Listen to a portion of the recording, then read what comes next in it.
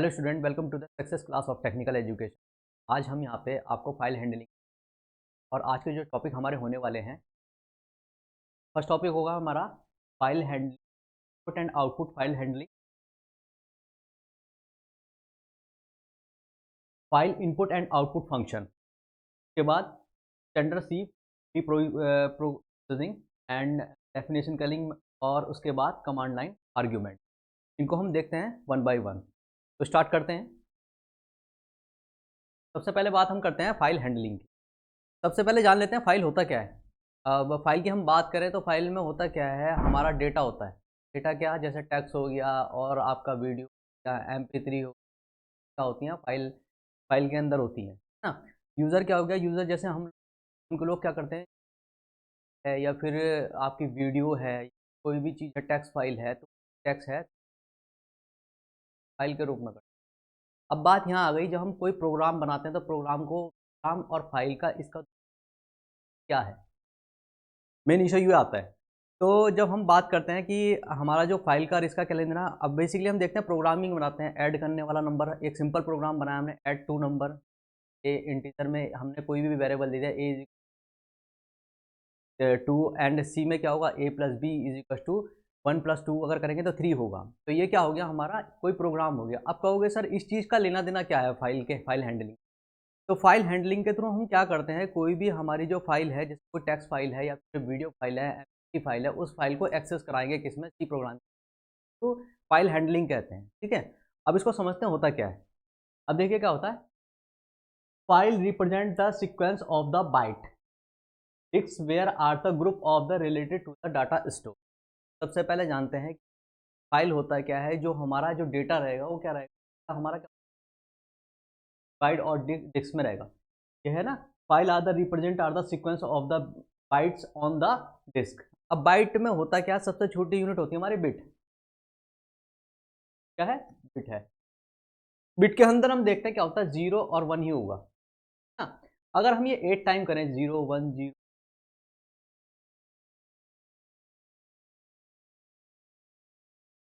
5 6 7, यानी कि अगर ये कुल मिला के कितना, एक बाइट हो जाएगा, है ना।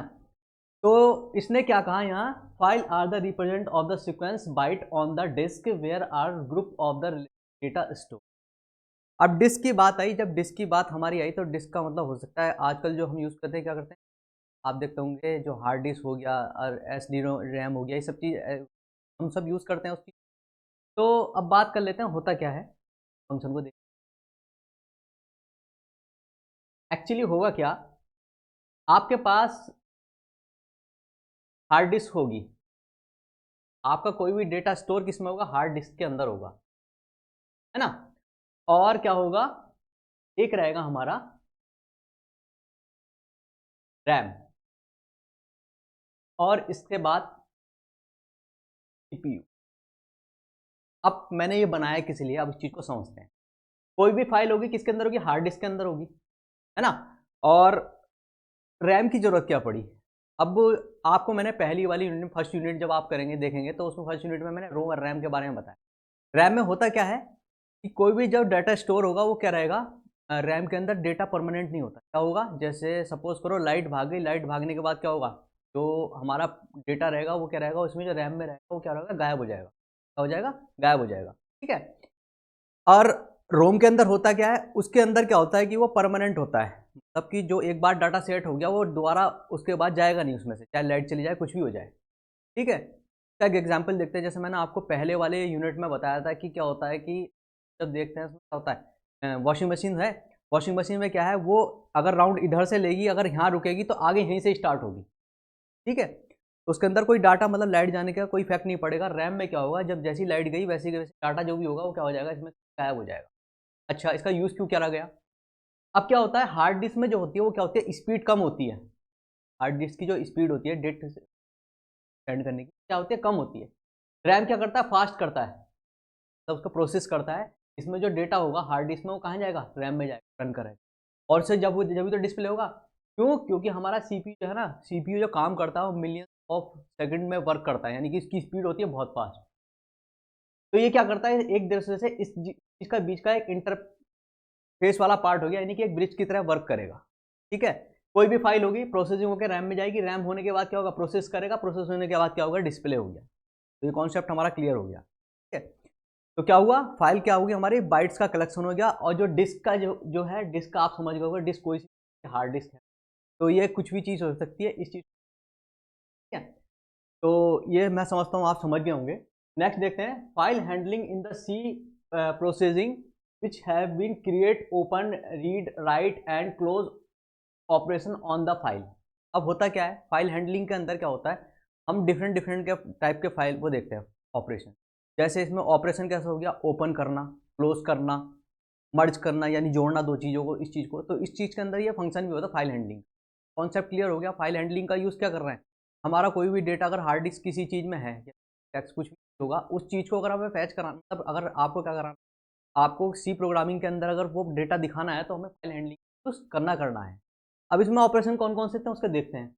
ये इसमें होता है एफ ओपन, एफ राइट और F read, F seek, F print, etc. इसके क्या होते हैं, इसमें फाइल हैंडलिंग में ऑपरेशन होते हैं। अब इनको वन बाय वन देखते हैं होता क्या है।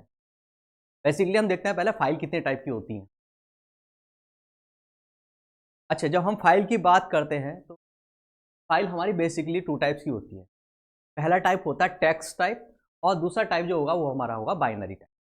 टेक्स्ट टाइप जैसे कि आप देख रहे हैं यहाँ पे क्या है, कुछ भी लिखा हुआ है, हेलो वर्ड है ना, कुछ भी लिख सकते हैं, hello word, hello, hello student, कुछ भी लिखेंगे, हेलो स्टूडेंट भी लिखूंगा, हाई स्टूडेंट लिख दूँ मैं, हाई स्टूडेंट लिख रहा हूँ, तो ये क्या हो गया, टेक्स्ट फाइल हो गया, है ना। तो टेक्स्ट फाइल क्या हो गया, जिसमें आपको कोई भी कमेंट लिखा हुआ है, कुछ भी चीज़ लिखा हुआ है, तो वो टेक्स्ट फाइल होती है। बाइनरी फाइल में क्या होगा, आपका जो भी फॉर्म होगा, बाइनरी 1 0 1 0 1 0, इसी फॉर्म में तो कंप्यूटर किसी चीज़ को समझता है ना। तो वो क्या है, 0 1 0 1 0 क्या है, ये आपका एक तरह से फाइल का वो है। ठीक है, अब इसका एक एक चीज़ देखते हैं। टेक्स्ट फाइल के अंदर देखेंगे क्या होता है, इसके अंदर जो हमारा होगा, text file is containing the data of the form ASCII character and the इसमें generally use to the store character. ठीक है, अब क्या होगा आगे देखें, each line in the text file end with the new line is character less N. Next क्या है, text file can be read write by the any text editor. किसी भी टेक्स्ट एडिटर के थ्रू क्या हो सकता है, इसे लिख सकते हैं। जैसे नोटपैड है, नोटपैड के अंदर क्या करते हैं, आपने अगर जानते होंगे HTML, तो HTML का जितनी भी कोडिंग होती है, HTML हो गया, CSS हो गया, जावा स्क्रिप्ट हो गया, इन सब चीज़ की कोडिंग कहाँ में करेंगे, नोटपैड पे करते हैं। तो एक सिंपली एक टेक्स्ट में करा, टेक्स्ट में करने के बाद क्या हुआ, वो हमारा जो फाइल होता है एज इट इज सेव हो जाता है ना।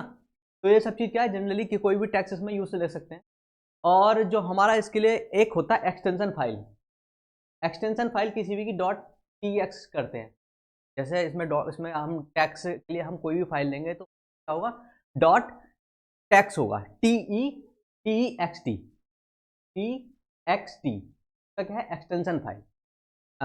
फिर एक सा एग्जांपल लूँगा, जैसे HTML में मैं आप बताता हूँ, कोई भी फाइल, जैसे हमने कोई भी HTML का कोड लिखा है, या फिर कोई भी जावास्क्रिप्ट में या किसी भी चीज़ में लिखते हैं, या फिर पाइथन में ले लीजिएगा, या आप इसी में ले लीजिएगा, तो उनकी अलग अलग एक्सटेंशन फाइल होती है। सेव करने से पहले एक एक्सटेंशन फाइल का यूज़ करना जरूरी होता है। जैसे HTML में करते हैं तो वहाँ क्या करते हैं, .html, पाइथन में करेंगे .py, है ना। तो इस चीज़ को बोलते हैं हम एक्सटेंशन फाइल। और इससे पहले फाइल का नाम कुछ भी हो सकता है, जैसे RR डाल दूँ मैं इससे नाम से पहले, तो ये क्या होगा, .RR.py करेंगे तो RR.py कर दें। ठीक है, तो ये होती है एक्सटेंशन फाइल। अब चलते हैं बाइनरी फाइल में क्या होता है। यहाँ पे हम बाइनरी फाइल को देखते हैं। बाइनरी फाइल के अंदर क्या होगा, जो मेन मेन जो हमारा बाइनरी डिजिट होता है 0 1, ये कंसिस्ट करेगा केवल 0 और 1 को, इसके अलावा किसी चीज़ को कंसिस्ट नहीं करेगा।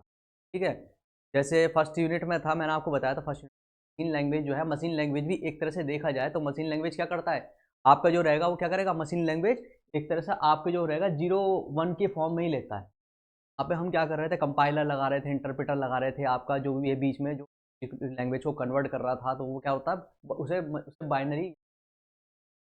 देखिए इसमें क्या लिखा है, a binary file is containing the data binary is 0 1 form inside to the ASI character, है ना। यानी कि जो क्या है, जनरली वे में अगर हम कहें तो इसका मतलब क्या होगा, इसमें जो फाइल होगा 0 1 के फॉर्म में होगा। अब देख लीजिए, ये वाला देखिए, ये वाला कोड अगर हम इस चीज़ को लेंगे तो 0 1 के फॉर्म मिलेगा इस चीज़ को। ठीक है। हेलो स्टूडेंट है तो हेलो स्टूडेंट को ही अपनी भाषा में 0101 तरह से कन्वर्ट किसी भी उसमें कर ले, बाइनरी डिजिट में। आगे चलते हैं। तो अब यहाँ से बात आती है हमारी इसमें, देखो इसमें क्या है, they are generally stored with in the .bin file extension. वहाँ पे क्या था, वहाँ पे हम लगाए थे TXT और यहाँ क्या लगा रहे हैं हम .bi। तो ये दोनों फाइलों का हमारा कॉन्सेप्ट इसका ये है। नेक्स्ट चलते हैं। हाँ, file input output function.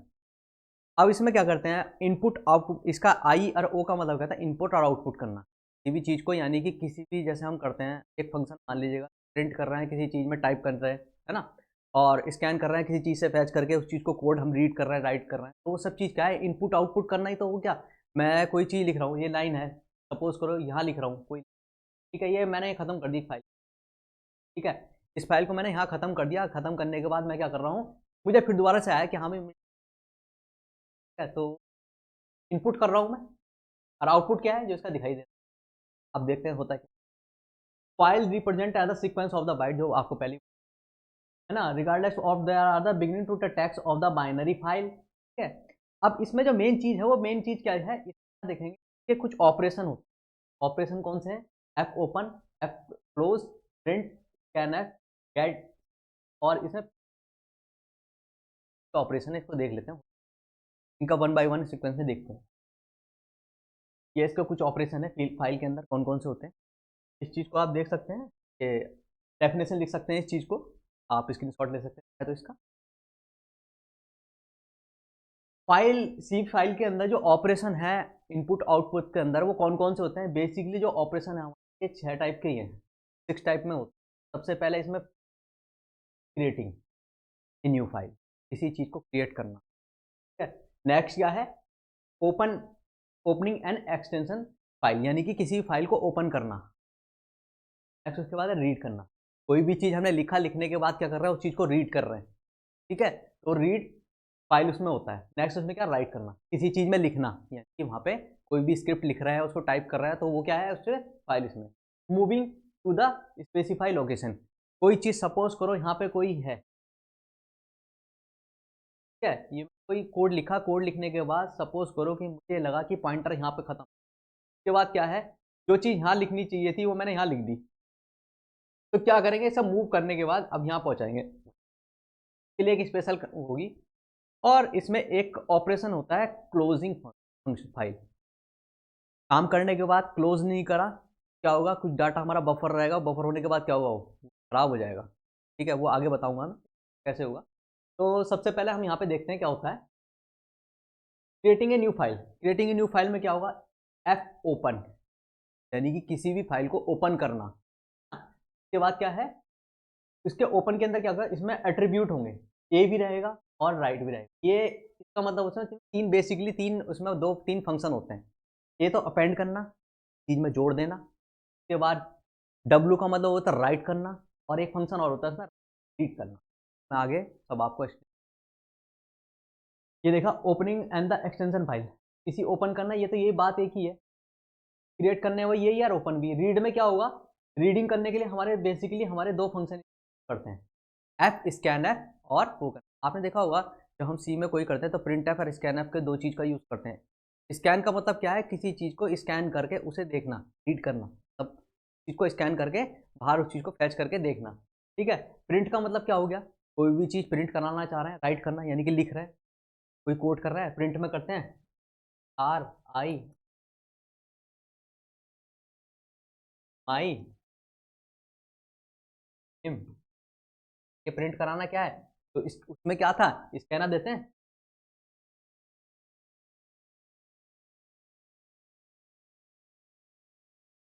Scan है, यहाँ पे देते थे परसेंटाइल ऑफ डी, अगर करेक्टर होगा तो करेक्टर के लिए सी देंगे, वैसे डी होगा तो अगर कोई इंटीजर है तो उसके लिए ऑफ डी लेंगे, ठीक है। ये क्या होगा, इस चीज़ को रीड करेगा, ये क्या करेगा, हमारा राइट करेगा लिखने के लिए, ठीक है।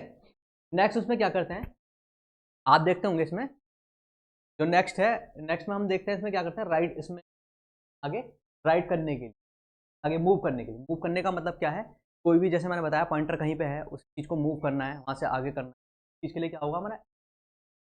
आगे देखते हैं कि क्लोज करना भी एक इंपॉर्टेंट टास्क है। काम करने के बाद अगर आपने क्लोज नहीं करा तो वो क्या होगा, फाइल सारी खराब हो जाएगी और क्या होगा, आपने डेटा होगा रैम के अंदर क्या आता है, डाटा तो उससे क्या होगा, रेज होता रहेगा। दूसरे रैम के अंदर और चीज़ें प्रोसेस काफ़ी चीज़ें, तो सपोज सर हार्ड डिस्क से आपने कोई जो डाटा उठाया उसमें कोई आपने कोई एडिटिंग करी, एडिटिंग करने के बाद क्या करा, आपने क्लोज नहीं करा, तो वो क्या होगा, वो सारा जो आपका डाटा होगा फ्लैश हो जाएगा, खराब हो जाएगा और वो दोबारा हार्ड डिस्क में नहीं आएगा, सारा डाटा वहीं फिनिश हो जाएगा। अब देखते हैं क्या, तो ये होता है इसमें। इनके फंक्शन देख लेते हैं क्या क्या होता है, इन फंक्शनों को एक बार ध्यान से देखते हैं। ये फंक्शन है, इनके बारे में लिखा। सबसे पहले जब हमारी बात आई थी एफ ओपन करना, एफ ओपन का मतलब यहाँ पे क्या है, क्रिएट ए न्यू फाइल और ओपन ए एक्सटेंशन फाइल। यानी कि ओपन करने का काम तो है, उसके साथ क्रिएट करने का भी है। अगर सपोज करो उस नाम की कोई फाइल नहीं मिलती, क्या करेगी, क्रिएट भी कर देगा उसको। ठीक है, सपोज करो कि मैंने कोई फाइल उसमें जनरेट, उसमें कोई चीज़ सर्च करने के लिए कहा, फाइल है ABC नाम की कोई फाइल है, उसे सर्च करा लेकिन वो मिली नहीं, तो मिलने के बाद क्या करेगा, उस चीज़ को क्रिएट कर देगा। नेक्स्ट उसमें आता है क्लोज करना। क्लोज करने का मैंने आपको बता ही दिया कि अगर क्लोज नहीं करेंगे तो क्या होगा, ये क्लोज करने के काम आता है। नेक्स्ट उसमें आता है GFGET का मतलब क्या आता है, read the character of the file. ठीक है, read the character of the file, यानी कि इसका मतलब क्या होगा, किसी एक स्पेशल कैरेक्टर को क्या करना है, रीड करना है, तो उसके लिए ये यूज करेंगे, क्या लेंगे इसमें, get to read a only one character. केवल एक ही कैरेक्टर को अगर हमें क्या करना है, रीड करना है, तो यूज करेंगे। नेक्स्ट चलते हैं FPUTCE का मतलब क्या है, अगर एक कैरेक्टर को राइट करना है तो केवल इसका यूज करेंगे। ठीक है, FPUTC to write a only one character. एक कैरेक्टर को अगर आपको राइट करना है तो आप करेंगे PUTC, और अगर एक कैरेक्टर को आपको रीड करना है तो FGET। नेक्स्ट चलते हैं, नेक्स्ट पे क्या आता है, स्कैन एफ का फंक्शन मैंने आपको बताया क्या, ये रीड करेगा किसी, अगर सपोज करो मैंने, जैसे मैंने बताया था आपको, स्कैन एफ करा, परसेंटाइल ऑफ D ले रहे हैं, आप प्रिंट में कोई नंबर दे रहा हूँ यहाँ पे,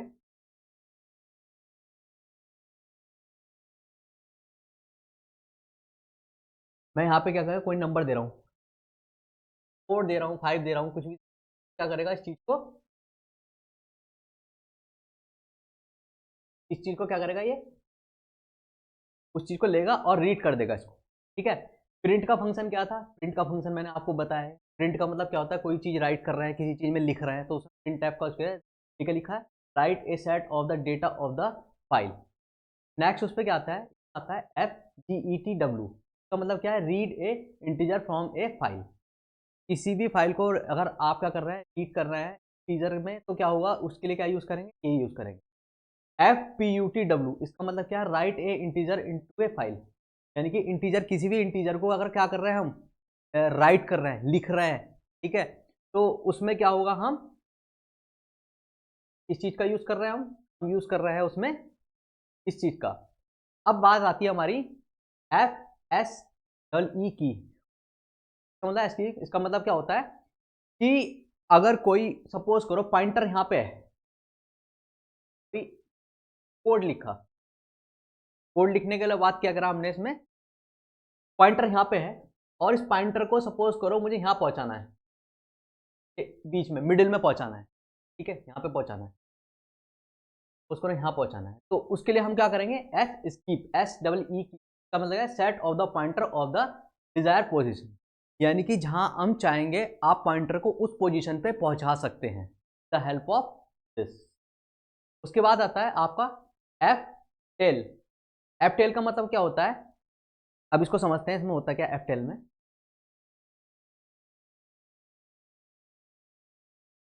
एफ टेल के अंदर ये आगे भी हमारा बहुत यूज होगा, इसको ध्यान रखेंगे आगे, मैं जब आपको ओपन ओपन के बारे में बताऊंगा तो ध्यान रखना। एफ टेल का मतलब क्या होता है, सपोज करो मैंने भी लिखा, सपोज करो ABC कुछ भी लिखा, तक मैंने करेक्टर दे दिया मैंने, तो ये देखो इसमें क्या होगा, calculate the size of the file, how many the byte use in the file. यानी कि ये बताएगा कि ए टू जेड में कितने बाइट हमारे फाइल में यूज़ हुए हैं।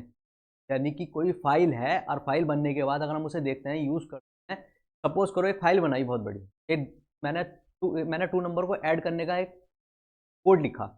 कोड लिखने के बाद क्या हुआ, मैंने क्या करा, उसे क्या करा, मैंने एफटेल कराया। तो एफटेल करने के बाद वो ये बताएगा साइज़ कितना है, कितने बाइट में ये तैयार हुआ है, और उसके साथ साथ बताएगा कि ये क्या है, हाउ मेनी बाइट, इसमें कितने बाइट इसमें यूज़ हुए हैं। तो एफटेल का मतलब क्या होता है, ये हो गया, है ना। अब क्या हो गया, FREWIND, इसका मतलब क्या होता है, set of the position of the beginning of the position. यानी कि जो स्टार्टिंग में हमने किया था उसकी पोजीशन के लिए जो डिक्लेयर होगा वो क्या बताएगा, इस पॉइंटर को वहां इस पे बिगिनर पे पहुंचा दे। अब इसको हम 1 बाय 1 देखते हैं। ये आपका फाइल ओपनिंग वाला इसमें आपका ऑपरेशन है। इस फाइल ओपनिंग को हम देखते हैं, कोड आपका है, file opening in the C there are the F open function is used to with the file name or the file path along with the required access mode। ठीक है, the fopen function create a new file to the open the extension file। क्या function है, एक function तो हो गया हमारे file को ओपन करना, और दूसरा क्या है, अगर फाइल में नहीं है तो उसे क्या करेगा, क्रिएट करेगा, तब उस चीज को एक तरह से उसका जन्म कर देगा। ठीक है, अब इसके लिए क्या करते हैं, अब देखिए क्या क्या होता है, इसका जो सिंटैक्स होगा वो लेंगे सबसे फाइल। फाइल क्या हो गया, जैसे हमारा फाइल में कुछ इंटीजर विंटीजर क्या है, फाइल लिया, ये हमने क्या किया, एक हमने वो लिया सिंटैक्स, वो एफ ओपन, ठीक है ना। इसके अंदर हमने क्या कैरेक्टर टाइप उसमें दिया, और फाइल नेम के बाद क्या हो गया इसमें, मोड। मोड में आपको भी बाद में बताऊंगा मोड कौन कौन से होते हैं। मोड आपके बेसिक होते हैं, राइट हो गया, रीड हो गया, अपेंड हो गया, ये सब क्या होते हैं, मोड होते हैं। अब आपको ये एग्जाम्पल दिखाई दे रहा होगा, इस एग्जाम्पल में मैंने क्या करा, फाइल वाला मैंने इसको लिया, और ये देखेगा इसका नाम है एफ नेम, आपको नहीं दिखाई दे रहा तो मैं दिखा रहा हूं, FNAM, ये फाइल नेम लिखा है, और ये इसके बगल में लिखा है TE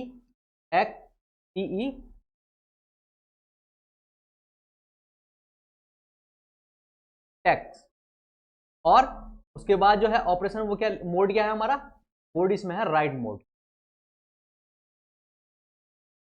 अब देखते हैं होता क्या है,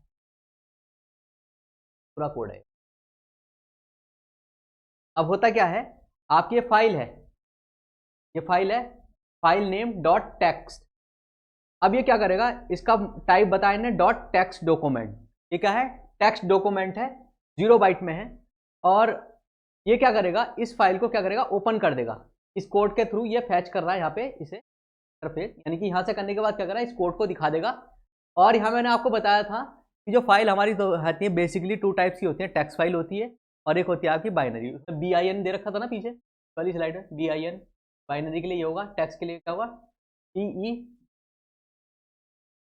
और ये टेक्स्ट हो गया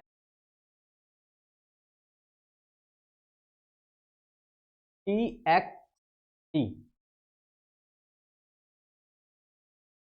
तो ये आप देख रहे होंगे पीसी में क्या है, डेस्कटॉप में इसको सेव कर रहे हैं, यहाँ पे ये चीज को क्या कर देगा, ओपन करके दिखा देगा, है ना।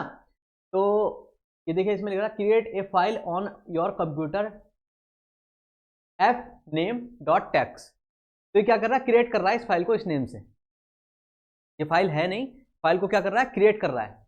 तो क्रिएट करने पर हो गया, तो आप देखो पढ़ सकते हैं इसमें, create a file on your computer, किस नाम से सेव कर रहा है ये, FNAME.TEXT, टेक्स्ट फाइल है। तो ये फंक्शन होता है आपका ओपनिंग उसमें फाइल में है। नेक्स्ट चलते हैं, ये फाइल ओपनिंग का कुछ मोड है, मोड मैं आपको बता रहा हूं। सबसे पहले इसमें मोड आता है R, जो मैंने आपको बताया था W और A, ये बेसिकली 3 इंपॉर्टेंट है, बाकी सब क्या है उनके सब्स्टिट्यूट। अब देखिए इसमें क्या था, R में क्या होता है, open A text file in reading mode. अगर हमें फाइल को रीडिंग मोड यानी कि रीड कराना है, किसी भी फाइल को, मतलब कोई भी फंक्शन रीड करना है, तो इसके लिए हम क्या करेंगे, मोड R देंगे। है ना। नेक्स्ट उसमें क्या होगा, अगर हमें राइट कराना है तो राइट के लिए क्या होगा, open a create and text file to the write, write mode, यानी कि क्या करना है उसमें लिखना है कुछ, तो लिखने के लिए क्या होगा राइट मोड। रीड करने के लिए क्या होगा, किसी भी फाइल को अगर हम कहीं करते हैं मोड तो यहाँ क्या होगा, मोड को यहाँ चेंज कर सकते हैं, यहाँ पे मैंने यहाँ दे रखा,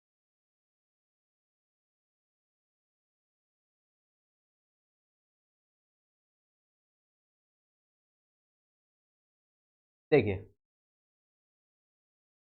मोड यहाँ है, और मोड यहाँ हमने क्या है डब्ल्यू दे रखा है, तो डब्ल्यू की जगह हम अगर राइट करेंगे तो राइट कर देगा, स्मॉल आर से करेंगे, राइट मोड में हो जाएगा। ठीक है, अपेंड जोड़ना है, आगे देखेंगे। ए का मतलब क्या था, open A text file in the append of the mode. Suppose करो मैंने कुछ लिखा, मैंने एक फाइल पूरी क्रिएट कर दी, ये लिख दी मैंने, ठीक है, ए बी सी कुछ भी लिख दिया इसमें, ठीक है। सपोज करो मैंने वाई तक लिख दिया, अब मेरी ध्यान रही कि मुझे तो जेड भी करना था, तो मैं क्या करूंगा इसमें अपेंड मोड में करके इसे जेड लिख दूंगा, यानी कि इसमें कुछ ना कुछ जोड़ दूंगा। तो देखिए इसमें क्या लिख रखा, open A text file in the append mode, append मतलब किसी चीज को जोड़ देना।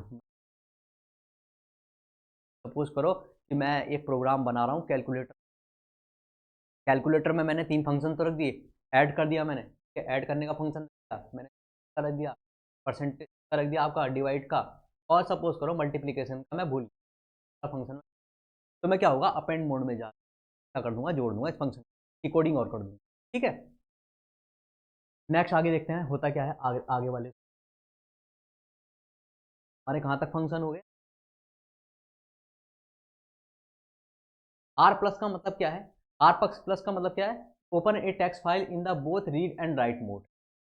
हाँ वहाँ क्या था, वहाँ केवल क्या कर रहा था, ये रीड कर रहा था, राइट नहीं कर रहा था, ये क्या कर रहा है रीड भी कर रहा है राइट भी कर रहा है।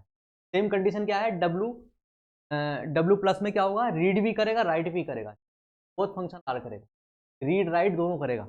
ठीक है, अब कहोगे सर इसमें अंतर क्या है, ये दोनों चीज तो एक जैसी हो गई, ये भी इसका भी रीड राइट बता रहे हो आप सर, इसका भी रीड राइट बता रहे हो, अब इन दोनों में अंतर क्या है, एक मेजर डिफरेंस में क्या होगा, आर जो प्लस रहेगा, आर प्लस इट इज ये क्या है, not create a file if the present of the, अब इसको देखते हैं यहाँ क्या होता है।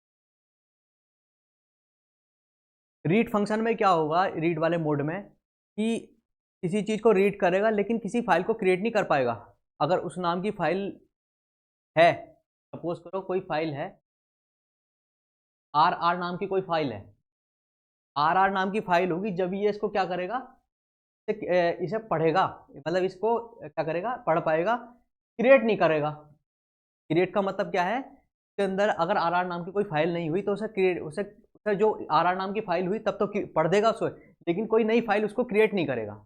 लेकिन इसमें क्या है, डब्ल्यू इसमें डब्ल्यू प्लस में it is the create a file if not are present file relative name, अगर उससे रिलेटिव हम सर्च कर रहे हैं किसी चीज को और वो फाइल उस चीज नहीं हुई तो क्या करेगा, उसको क्रिएट कर देगा। मतलब ये क्या कर रहा है, ये क्या कर रहा था, ये तो क्रिएट नहीं कर रहा था फाइल को, ये क्या कर रहा है क्रिएट कर रहा है, क्या है उस फाइल को क्या कर रहा है क्रिएट करके दिखा रहा है, तब उस चीज को क्रिएट कर रहा है ना।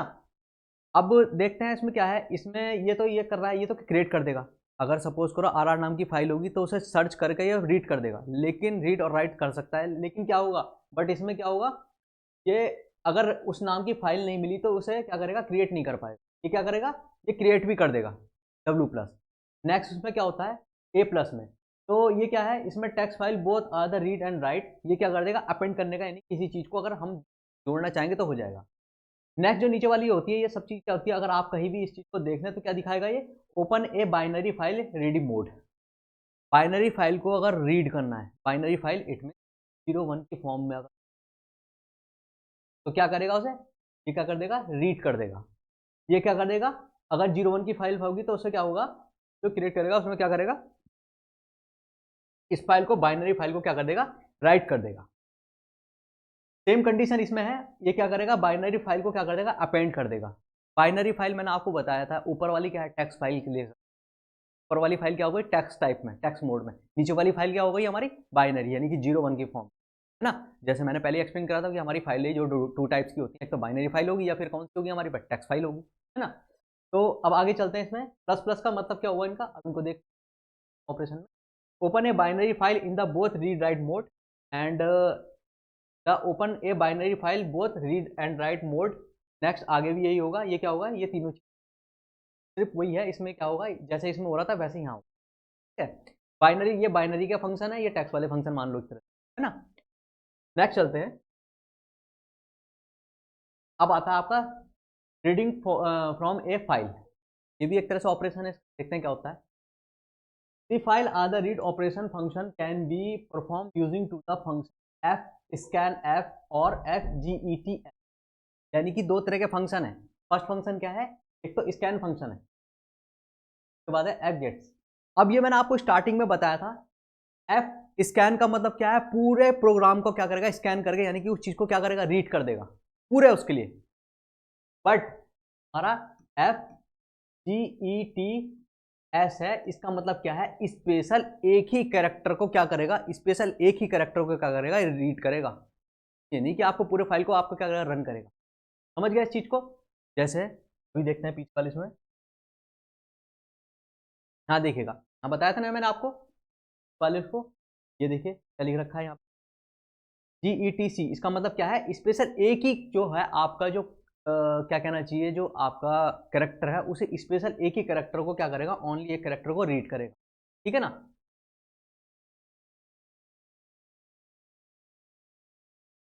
तो ये समझ में आ चुका आपको इस चीज को।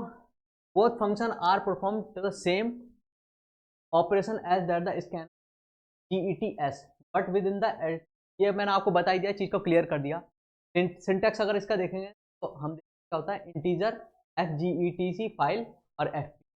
हाँ क्या लिखा है इसमें, the FGET function is read the character from the input FP, यानी कि जो फाइल में जो फंक्शन रहेगा वो किससे, ये जो रीड करेगा किसकी हेल्प से करेगा, FP फंक्शन की वजह से क्या करेगा, इसको रीड करेगा, ठीक है ना, जो भी आपका इनपुट में होगा। और इसके बाद देखेगा रिटर्न ऑफ द वैल्यू इस character is case of any error, अगर कोई किसी तरह की कोई एरर आ जाएगी तो उस चीज को क्या दिखाएगा है, EOF से, ठीक है। अब इसमें देखते हैं आगे इसमें क्या होगा, जो इसकी सिंटेक्स होगा वो ये है हमारा, बाकी सब चीज वही है। अब आगे इसमें देखते हैं होता क्या है, जो है ये सामने क्या है, ये करेक्टर है, कोई भी इसमें करेक्टर फाइल है। आगे इसमें क्या, अगर स्पेशल वन करेक्टर के लिए देखना है वो है, ठीक है ना, इंटीजर टाइप में जो है वो फंक्शन देंगे। और रीड आपको जो कराना है, आपको कोई राइट करा, आपको रीड करना है तो आपको क्या नाम है, करेक्टर रीड करना है तो फंक्शन को, ये इसके कुछ आपके फंक्शन है। फंक्शन देखते हैं कौन कौन से, स्कैनएफ के बारे में मैंने आपको ना GETCS इसके बारे में बताया, और इसके बारे में देखते हैं, use the format of the string to the variable argument take the input form a file, यानी कि कोई भी सारे उसके कोड को क्या होगा, सारे कोड को क्या करना है, रीड करना है, तो उसके लिए एफ स्कैन एफ का यूज करेंगे किसी भी फाइल के साथ। नेक्स्ट उसमें क्या है, input of the holes of the file, किसी भी स्पेशल लाइन के लिए अगर यूज करेंगे रीड करने के लिए तो क्या होगा, इस चीज को यूज करेंगे। आगे क्या है, एफ गेट्स का read of the single file, किसी भी सिंगल करेक्टर, यानी कि किसी एक सिंगल करेक्टर को अगर हमें रीड करना है तो उसके लिए FGETC का ऐसा है। यहाँ क्या है, ये किसी लाइन को कर रहा है, ये किसी सिंगल करेक्टर को कर रहा है, ठीक है। नेक्स्ट उसमें W, read A number from A file, किसी एक नंबर को क्या है, इस नंबर को क्या कर रहा है, ये रीड कर रहा है, ठीक है ना। तो कौन सा यूज करेंगे, GETWT। और अगर रीड FEGD दे रखा है तो read the special byte of the function is binary file. Binary file का मतलब क्या हुआ, कि बाइनरी फाइल में 0 1 0 भी फाइल हो, ये क्या करेगा, रीड करेगा special byte of the data of function binary file, यानी कि कोई भी होगा बाइट में तो उस चीज को क्या करेगा, ये FREAD क्या करेगा, उस चीज को रीड करेगा। आगे देखते हैं राइट ऑफ ए फाइल, यानी कि राइट का मतलब क्या, किस चीज को लिखना, ये भी मैं आपको डिस्कस कर सकता। The file are the write operation can be perform by the function print F and PUTS।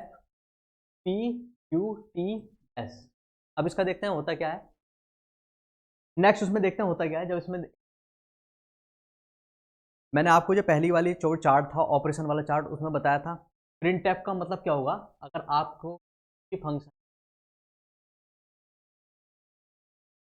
Right करना है, कहीं भी राइट करना है, कैसे भी राइट करना है पूरे फंक्शन में, तो राइट करने के लिए क्या हम लेंगे, एफ प्रिंट को लेंगे। लेकिन क्या हो गया, पर्टिकुलर एक कैरेक्टर, ओनली वन कैरेक्टर अगर हमें चाहिए, एक कैरेक्टर को अगर हमें लिखना है तो हम क्या लेंगे वहां पे, एफ की, देखते हैं वाले उसमें चलते हैं।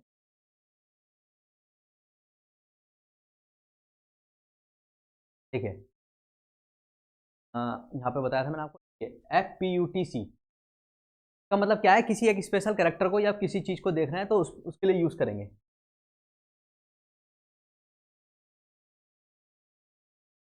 तो सी भी कर सकते हैं यहाँ पे, ये देखिएगा F G E T C, इसका सिंटेक्स होगा। और इसमें देखेंगे अगर कहीं एरर आ गया, सेम कंडीशन वही है, आगे चलते हैं, यहाँ पे चलते हैं, सी ले सकते हैं। तो यहाँ पे क्या देखिएगा, तो ये कोई भी होगा, ये फाइल होगा, ये इस चीज़ को क्या होगा, वही करेगा, जैसे सेम फंक्शन उसमें था रीड वाले में, वैसे ही राइट वाले में होगा। अंतर इसमें केवल ये है, यहाँ पे डिफरेंस केवल ये है कि आप यहाँ कर, वहाँ क्या कर रहे थे, वहाँ रीड कर रहे थे, यहाँ पे क्या कर रहे हैं, राइट कर रहे हैं, राइट कर रहे हैं। तो यहाँ राइट करने के लिए वहाँ कहेंगे रीड के लिए कर रहे थे। ठीक है, तो अब यहाँ पे देखते हैं, the function of the F U write to the character values to the argument C and output is by the F P. इस एफ पी की सहायता से आप क्या कर रहे हैं, एफ पी यू टी का कोई भी फंक्शन होगा उसको क्या कर रहे हैं, दिखा रहे हैं, है ना। अब देखेंगे इसमें क्या होता है, सेम कंडीशन ये है, ये किसी ट्रेडिशनल के लिए इसको यूज करेंगे। अब यहाँ पे देखेंगे इसमें क्या है, बाकी सब चीज वही है इसमें, the function F P U T write the S to the output referred by the F P के द्वारा रिफर करें। ठीक है, ये इसका फंक्शन है।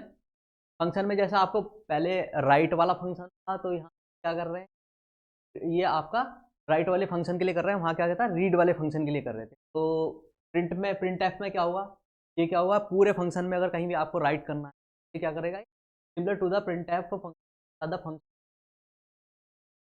Argument output output to the file. कुछ भी अगर आपको आउटपुट में दिखाना है, सपोज करो प्रिंट एफ करना, आर आई प्रिंट एफ कर रहे हैं, उसके बाद कोई my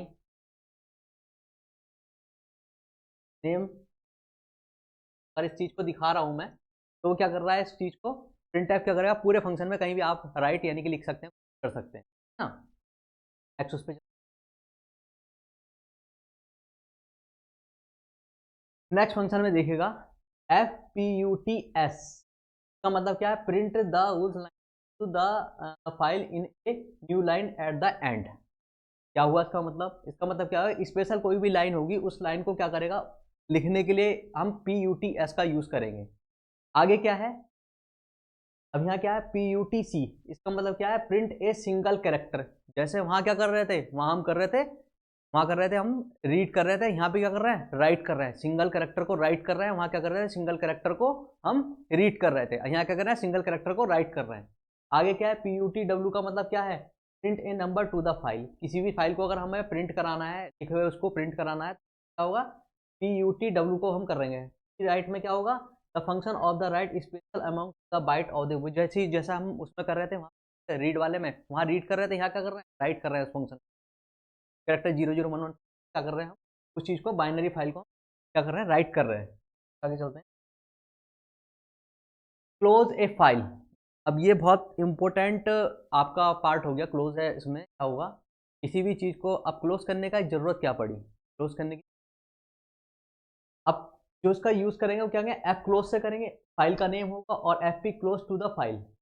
if we don't the file close में read and loss a data all the buffer and cache. अब इसको समझते हो, बहुत बड़ी बात छुपी, क्या छुपी हुई है उस चीज़ को देखते हैं। सपोज करो, पहला वाला एग्जाम्पल, ये हमारी हार्ड डिस्क है, ये क्या है, हमारा रैम है,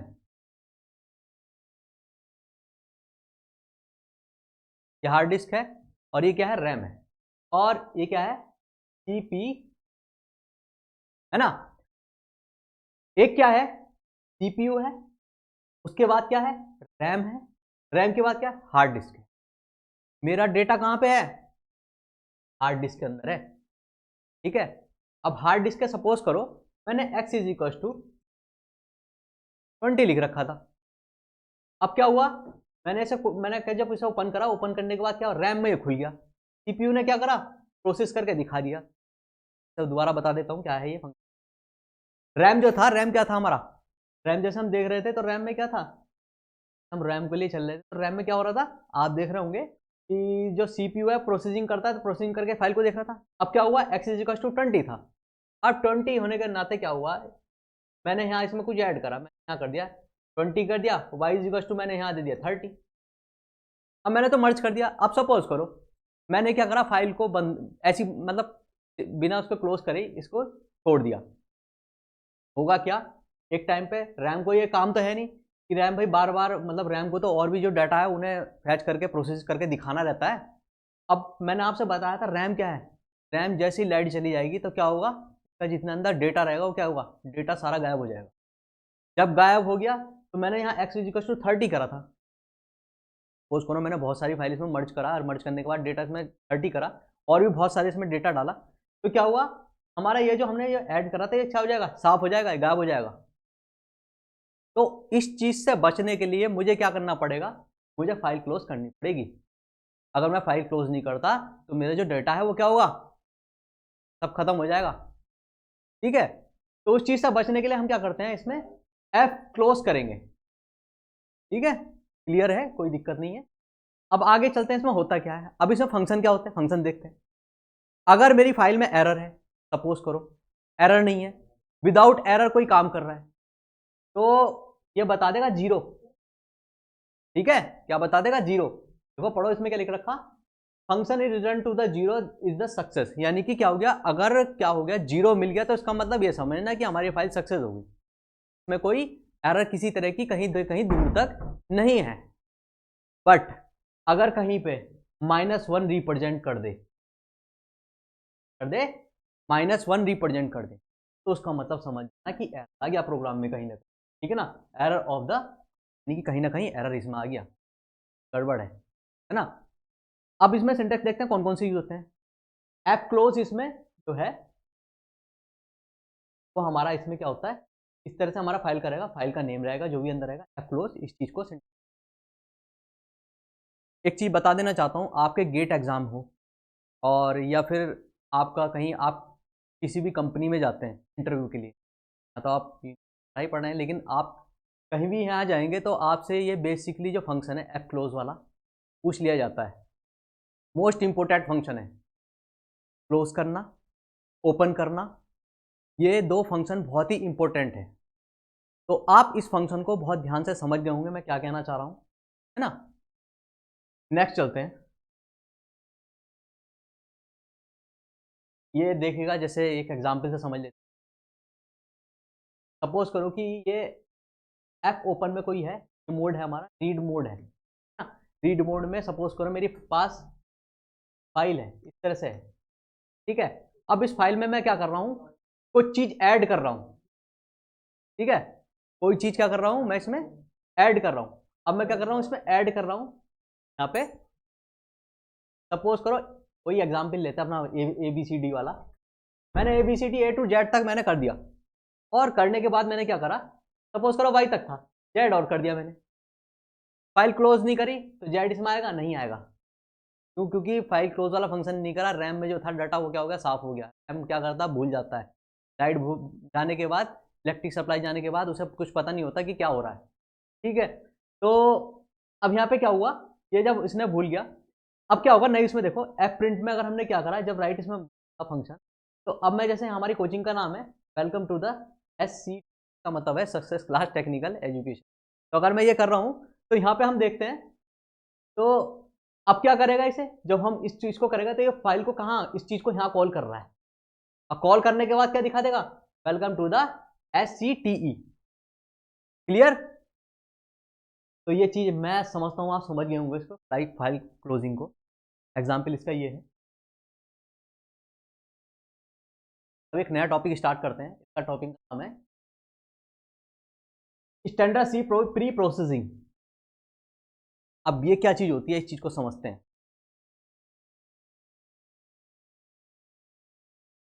यहां पे समझते हैं प्री प्रोसेसिंग। देखो क्या होता है। Pre processing are the programming that the processing that source code before to the compiling. का मतलब क्या होता है, जब भी हमारा कोई भी कोड का होगा रन कराएगा, तो रन कराने से पहले कौन कौन से प्रोसीजर होते हैं, प्रोसीजर को यहाँ स्टार्ट करते हैं। ये जैसा आपको डायग्राम में दिखाई दिया, सोर्स कोड है। सोर्स कोड का मतलब क्या हुआ, सपोज करो कि मैं 3 नंबर को क्या कर रहा हूँ, एवरेज कर रहा हूँ। एवरेज करने का क्या हुआ, मैंने सोर्स कोड दिया, प्रिंट टाइप दिया। सबसे पहले मैंने डिफाइंड किया इंटीजर में, आपके पास 3 वेरिएबल है और डी, तो डी तक है, 4 वेरिएबल है, डी में तो आपका रिजल्ट आएगा। ठीक है, तो वहाँ पे क्या है, मैंने कोई सोर्स कोड लिखा। सोर्स कोड लिखने के बाद सी प्रोग्रामिंग के बाद कोड कहाँ जाएगा आपका, डायरेक्टिव में, प्री प्रोसेसिंग डायरेक्टिव। अगर डायरेक्टिव की रिक्वायरमेंट है तो क्या जाएगा, ये यस करेगा और किस पे जाएगा, प्री प्रोसेसिंग पे जाएगा, और एक्शन लेके किस पे जाएगा, कंपाइलर पे। अगर इसकी रिक्वायरमेंट नहीं है डायरेक्टिव की, तो क्या होगा, आगे बढ़ता चला जाएगा, लिंकर पे जाएगा, लिंकर के बाद क्या होगा, ये एग्जीक्यूट हो जाएगा, है ना। तो कंपाइलर का मतलब क्या हो गया, मैं तो आपको बच्चे से बताया था, कंपाइलर का मतलब ही क्या होता है, चेंज करना होता है। कन्वर्टर टाइप का होता है, इंटरप्रेटर हो गया, कंपाइलर हो गया। हाँ, आप पहली यूनिट देखेंगे हमारे उसमें, विजिट करेंगे यूनिट नंबर फर्स्ट में, पीपीएस में, तो ये सब चीज़ मैंने बता रखी है, कंपाइलर क्या है। तो प्री प्रोसेस से पहले हमारे जो प्री प्रोसेस के बाद कौन कौन से होते हैं, ये होता है कंपाइलिंग करना, बाद कोड को एग्जीक्यूट। अब ये बात आती है कि सर ये क्या होता है, डायरेक्टिव क्या होता है, प्री प्रोसेसिंग जाते हैं, होता है। ये प्रोसीजर आपको समझ में आ गया होगा। सी में हमारा क्या हो गया, सोर्स कोड लिखा, सोर्स कोड लिखने के बाद क्या हुआ गया, प्री प्रोसेस डायरेक्टिव, इसको सम कैसे है तो आगे बढ़ेगा, प्री पोजिशन एक्शन लेगा, और उसके एक्शन लेने के बाद कंपाइलर होगा, कंपाइल के बाद लिंकर होगा, लिंक के बाद क्या होगा आपका, जो एग्जीक्यूट हो जाएगा। अब आगे चलते हैं, इसमें होता क्या है, यहाँ पे देखिएगा। अब प्री प्रोसीजरिंग में जो आपका डायरेक्टिव होता है, उसके अंदर होता क्या है, pre processing providing to the pre processing directive and the function to the that the compiler pre processing the source code and before compiling. Compiling से पहले जो प्रोसेसिंग होगा प्री प्रोसीजर के अंदर, उसको हम क्या बोलेंगे, प्री प्रोसेस डायरेक्टिव। इसको जो डिनोट करेंगे वो कहां से डिनोट करते हैं, हैश से डिनोट करते हैं। आपको पता होगा कि हम सी में हेडर फाइल कोई भी बनाते हैं तो उससे पहले हैज इंक्लूड जरूर करते हैं, ठीक है। studio.com ये सब चीज दिखता ही है ना, सब चीज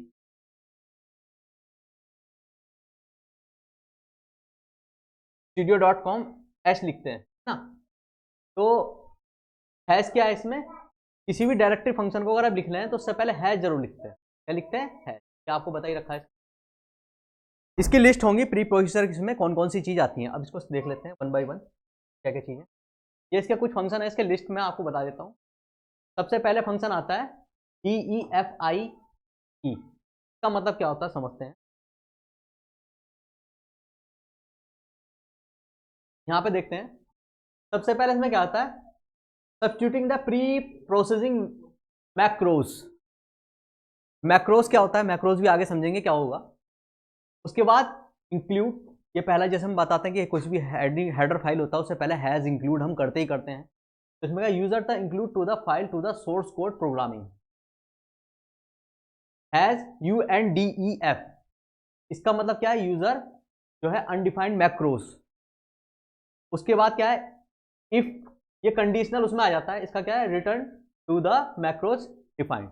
नेक्स्ट उसमें देखें INDEF का मतलब क्या है, return to the this macros is not defined. एक होता है क्या है, डिफाइन कर रहे हैं, एक होता है क्या है, नॉट डिफाइंड, यानी कि डिफाइंड नहीं कर रहे हैं। दोनों में क्या अंतर है, को डिफाइन कर दिया, एक को डिफाइंड नहीं। इफ कंडीशन क्या है, इफ क्या है, कंडीशन है। ये भी मैं आपको बता सकता हूँ, बताया दिया आपको मैंने, कंडीशन में इफ भी बता दिया, एल्स भी बता दिया, है ना। तो इफ में क्या है, इसमें क्या है, टेस्ट कंडीशन करेगा, test if the compiler time इस कंडीशन इज ट्रू। अगर किसी भी कंडीशन को ट्रू होता है तो उस चीज को बताएगा इफ कंडीशन। इफ में दो ही कंडीशन होगी। इफ का मतलब क्या हो गया, यस एंड नो ही होगा, या तो होगा या नहीं होगा, है ना। तो आप देख सकते हो पहली वाली वीडियो हमारी जो सेकंड यूनिट में है, जिसमें कंडीशनल वाली है, फर्स्ट इसमें सबको मैंने बता रखा है। एल्स में भी क्या है, ये भी अल्टरनेट रहेगा, इसमें इफ का अल्टरनेट रहेगा किसका, हैज इसका।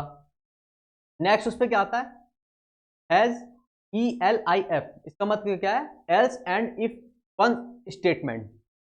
इफ का कोई भी एक स्टेटमेंट अगर आपका दिखा रहा है तो उस चीज में दिखाएगा। सेम कंडीशन है इसमें है, देखिए क्या है, end of the preposition condition. END if का मतलब क्या है, अगर टर्मिनेट हो रहा है कोड कहीं भी, अगर हमारा एग्जीक्यूट होने के बाद कंडीशन अगर हमारी टर्मिनेट हो रही है तो उसमें क्या यूज करेंगे हम, ENDIF। नेक्स्ट क्या है, has error, print error message on the, यानी कि कोई भी अगर एरर ऑकर हो रही है तो उसमें क्या होगा, इस चीज का यूज करेंगे। आगे क्या है, हैज प्रोग्राम, इसका मतलब क्या है, इशू टू द स्पेशल, ठीक है, कंपाइलिंग कर रहे हैं तो उस चीज में यूज हो रहा है। अब आगे देखते हैं। अब ये आ गया आपका, ये है टाइप ऑफ द प्रीपोजिशनिंग। इसमें मेनली हमारा 4 टाइप है, वैसे तो मोस्टली 3 ही है और ये ऊपर के 2 हैं, कंडीशन भी हो जाता है। अदर टाइप में देख, मैक्रोस। अब मैक्रोस का जो आता है, मैक्रोस के बारे में देखते हैं। मैक्रोस हो गया, फाइल इंक्लूसिव हो गया, कंडीशनल कंपाइलिंग हो गया, अदर डेरिवेटिव। अब आज देखिए पहले सबसे मैक्रोस को देखते हैं। मैक्रोस में क्या हो गया, macros are the piece of the coding in the programming that giving to the some and the macros name. इसमें अब देखते हैं होता क्या है, मैक्रोस के बारे में समझ। मैंने ये प्री प्रोविजन, इसे डेरिवेटिव लगाया, कोई भी फंक्शन आपने पढ़ा होगा, या अभी आपको बताया था मैंने, PDIFN, किसी चीज को डिफाइन कर रहे हैं। पाई है, पाई है ना, मैक्रोज नेम हो गया, इसकी जगह मैं कुछ भी दे सकता हूँ, ए दे दूँ, बी दे दूँ, सी दे दूँ, ठीक है। ये अगर मैंने 20 दे दिया तो उसमें क्या होगा, अब जब पाई की वैल्यू कितनी है, 3.14 होती है, क्यों बोलते हैं मैथ में 22/7। अगर इसकी वैल्यू फाइंड करें तो टोटल मिला के 3.14 होगा, ठीक है। अब मैक्रोस का यूज क्यों करते हैं, इसको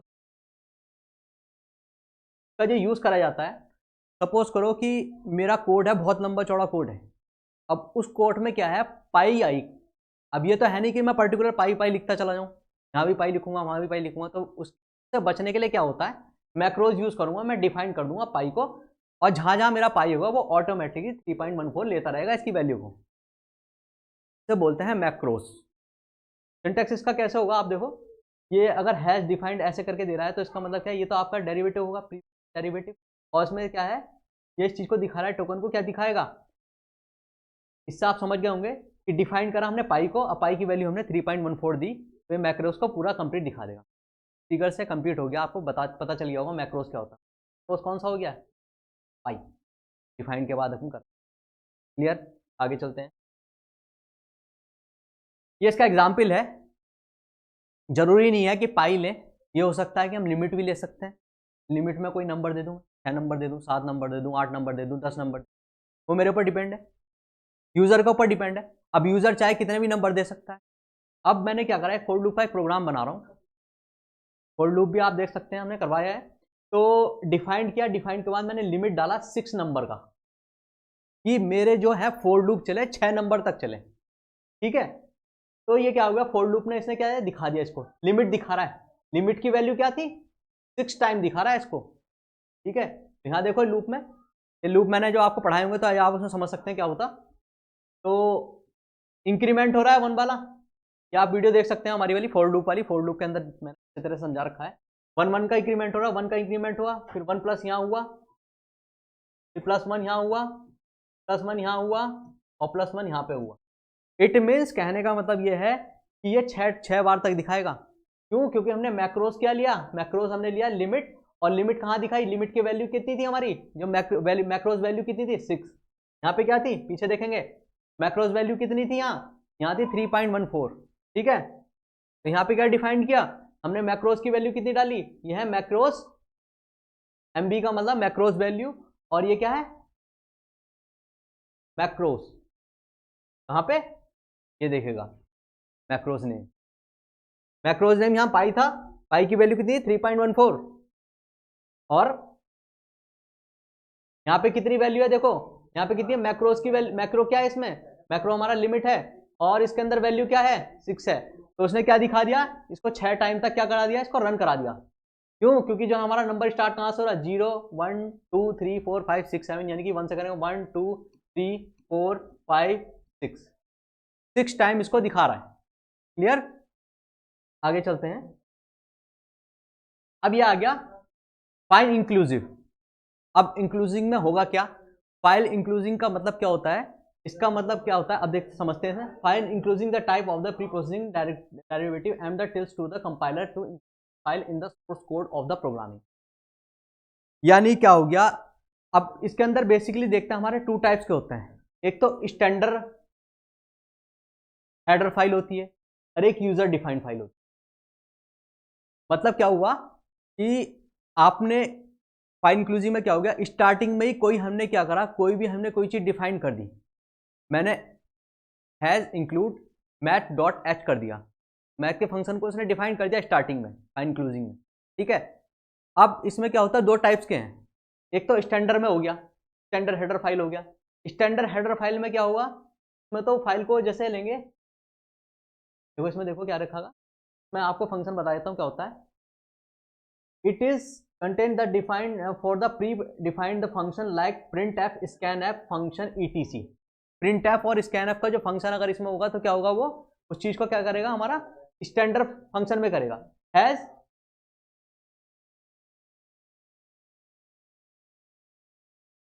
हैज इंक्लूड में करा जैसे मैंने, तो उसके बाद क्या हुआ, स्टैंडर्ड फाइल में क्या हो गया, stdio.h।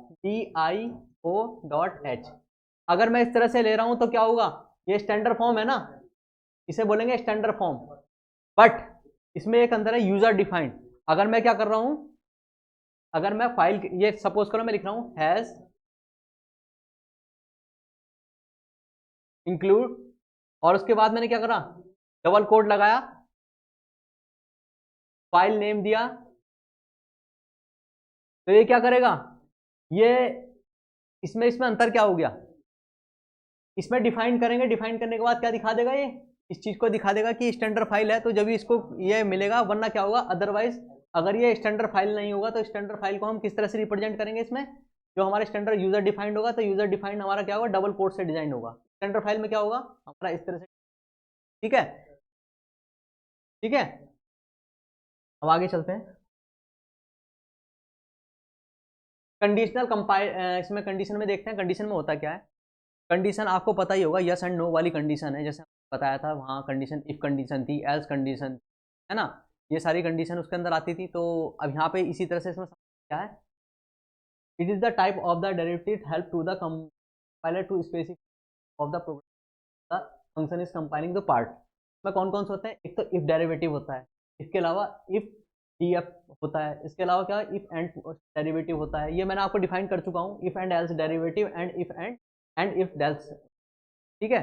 तो इसमें क्या होगा, इस कंडीशन में, इफ में कंडीशन में क्या होगा, अगर कंडीशन ट्रू होगी तभी आगे चलेगा, अदरवाइज क्या होगा, फॉल होके वो क्या होगा, रिटर्न हो जाएगा, ठीक है। इफ में कंडीशन क्या होगा, यस एंड नो, 2 कंडीशन ही रहेंगे, इसके अलावा कोई सी नहीं रहेगी। यहाँ देखेंगे इसमें क्या होता है, if E and D derivative use to the close and has, कोई भी अगर डेरिवेटिव फंक्शन है तो उस हैज से इंक्लूड आप दिखाएंगे, जैसे स्टार्टिंग में है इफ एंड मैक्रोज, इनको 1 बाई 1 देखते हैं होता क्या है। ये देखो क्या दे रखा है इसने, code to the execute if the macros name defined, क्या है, अगर किसी भी मैक्रोज का क्या होगा, कोई डिफाइंड होगा तो उस चीज को दिखाएगा। मैंने आपको बताया था कोई भी कमेंट करते तो उसे स्लैश से दिखाएंगे, ठीक है अंदर, ठीक है। अब देखेंगे आगे, if E and D defined macros name the coding to be execute the if the macro not defined, अगर हमारा मैक्रोज कोई डिफाइंड नहीं है तो उसके लिए क्या होगा, if and D defined macros name, जो भी होगा चीज को दिखाएंगे, ठीक है। ये सब चीजें मैंने आपको बता चुका हूँ पीछे वाले उसमें, जो लिस्ट सब चीज ऑलरेडी, ये देखिएगा सारे फंक्शन आपको दिखा चुका हूँ।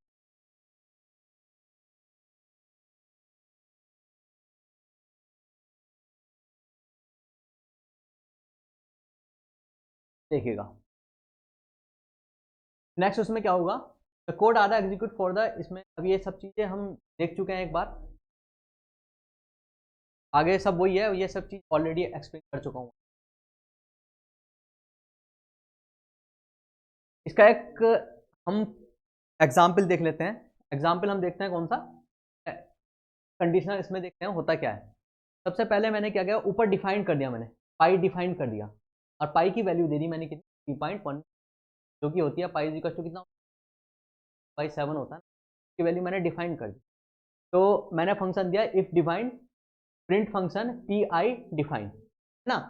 इफ एंड में फंक्शन में क्या होगा, स्क्वायर डिफाइन, अगर नहीं होगा तो इसे डिफाइन करेगा।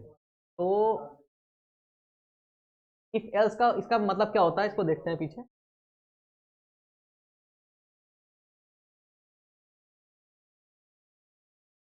यहाँ पे देखेगा कौन सा फंक्शन ले, ये वाला, इसका मतलब क्या है, else and if one statement. Else इसका मतलब क्या होगा, ई एल आई एफ का मतलब क्या होगा, इफ का कोई भी एक स्टेटमेंट रखा ना,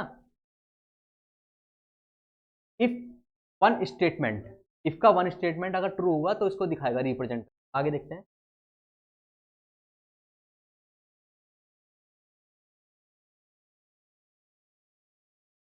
यहाँ देखेगा, अब मैंने क्या करा, मैंने डिफाइन तो कर दिया ये। अब ई एल आई एफ, इसका मतलब क्या था कि इफ का केवल एक ही स्टेटमेंट डिफाइन करेगा, लेकिन यहाँ क्या क्या दो दो स्टेटमेंट है, एक तो स्क्वायर का दिखा रहा है और एक क्या दिखा रहा है, एक तो पाई का दिखा रहा है, एक स्क्वायर का दिखा रहा है। ठीक है, मैंने डिफाइंड क्या किया, पाई का डिफाइंड किया मैंने, इस चीज का पाई का डिफाइंड करा है, तो ये क्या है, ओनली ऑन पाई को दिखाएगा, स्क्वायर की वैल्यू नहीं दिखाएगा। तो देखो इसमें क्या दिखाया इसने, यहाँ पे हमने कंपाइल करा, ये सी आपको होगा, हो गया ये। तो यहाँ देखेगा कंपाइल करके क्या दिखा रहा है, यहाँ पे केवल हमारी किस चीज की वैल्यू दिखा रहा है, पाई की ही दिखा रहा है, और स्क्वायर की वैल्यू क्या कर दिया, square value is not defined. अगर सपोज करो स्क्वायर की वैल्यू में यहाँ डिफाइन कर देता, स्क्वायर की वैल्यू में यहाँ डिफाइन कर देता, ये लिखता मैं यहाँ पे मैं अगर ये करता डिफाइन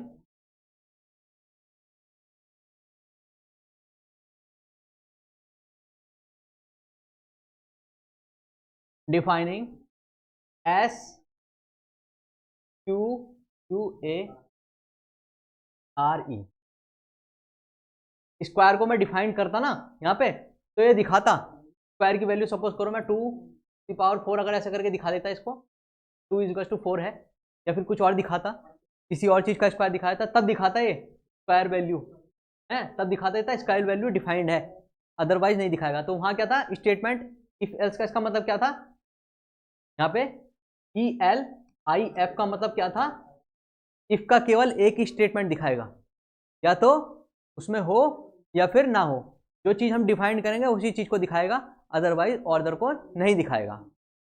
इस एग्जाम्पल को आप समझ चुके होंगे, आगे चलते हैं। अदर डेरिवेटिव, अदर टाइप्स के डेरिवेटिव होते कौन से हैं, अनडिफाइंड डेरिवेटिव होता है, एक प्रोग्रामिंग डेरिवेटिव होते हैं, ठीक है ना, प्रोग्रामिंग डेरिवेटिव होते हैं। ये ज़्यादा वैसे इंपॉर्टेंट नहीं है, बता देता हूँ आपको होता क्या है इसमें। क्या है, is the use for the user defined X macro, this are the derivative works as,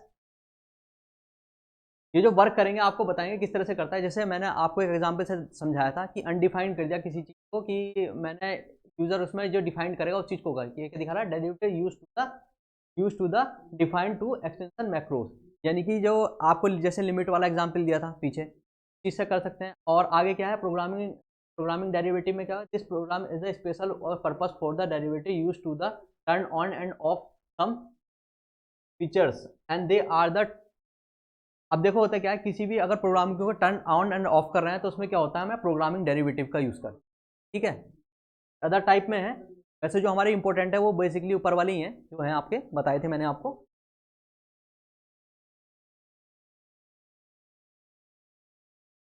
फिलहाल आप इनको बहुत इंपॉर्टेंट उसमें देख लेना, ये आपके बहुत इंपॉर्टेंट।